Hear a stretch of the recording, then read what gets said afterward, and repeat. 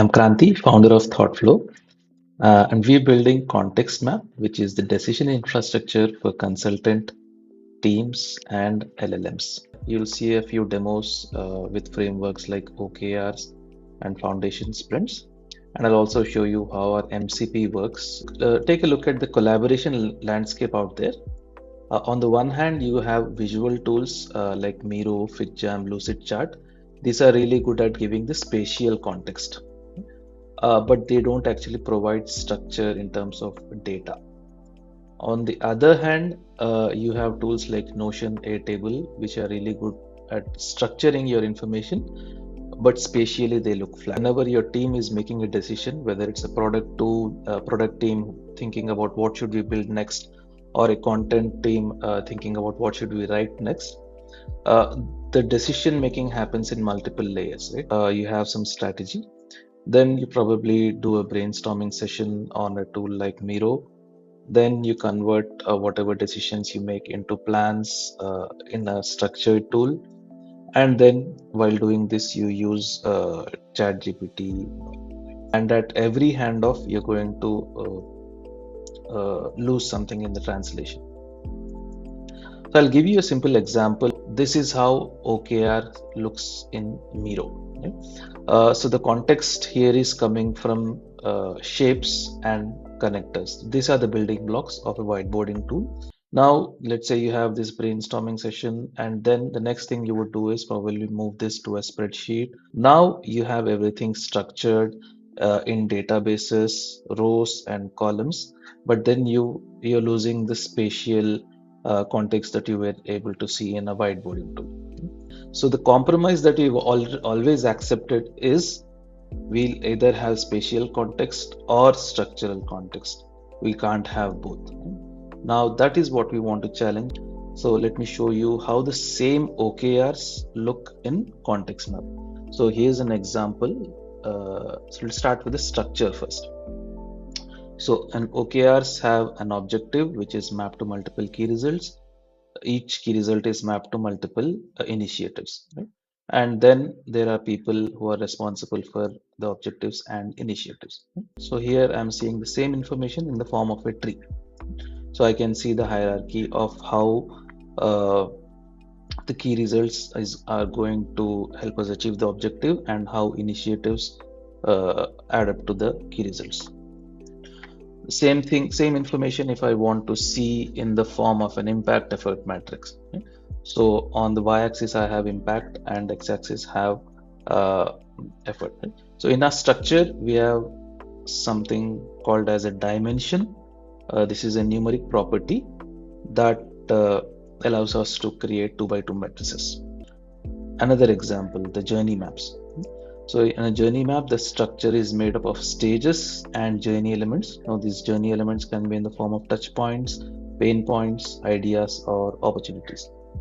So with a simple structure, now I have some data in it, and then I can see this as a journey map.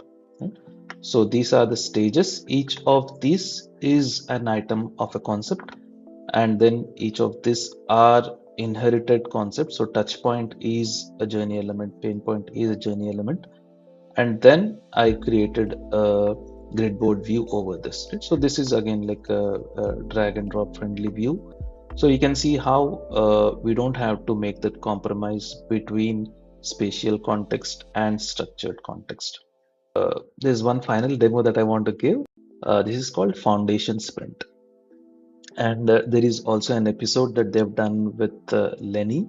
So I think that is something that every founder should check out. And this is a template for that. Now you can see that if we are doing this on Miro, it's good for a workshop, but then you'll have a lot of duplication of the same to keynotes. So it's good for a workshop, but it's not good for using this as strategic context.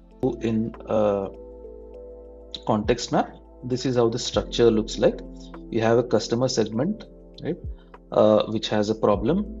Each of this problem could also be solved by a competitor, right? And this kind of forms the founding hypothesis. So if you look at the differentiation matrix, on the y-axis we have framework composability as one of our differentiator. So things like Jira Product Discovery, AHA, these are all tools that are custom built for product managers. Axis, we are looking at decision continuity. So a lot of these tools are built for a specific framework. They are not built for, let's say, how do OKRs connect with your journey maps, or how do you journey maps connect with your epics and user stories, right? So that is one thing where we differentiate. So in the framework, they talk about a lot of different lenses through which you can see your startup idea and then make a decision on what is the right approach. And the end result is a founding hypothesis. So this is the founding hypothesis. So now this is the fun part. So I can actually connect this to an MCP. Now let's say I have done the foundation sprint and next I'm going to the marketing sprint. So I'm thinking, how do we stack up against AHA?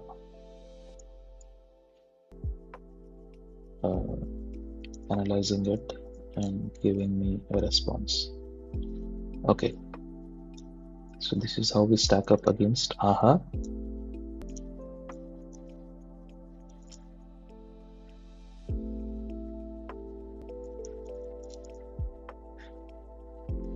Now let's say I have some customer who already uses AHA and I want to show them how am I different. Can you make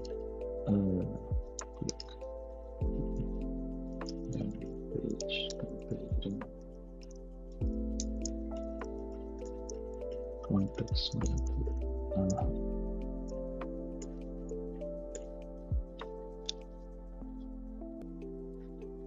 Okay, so this is a landing page that Claude came up with based on the context that it found on the map.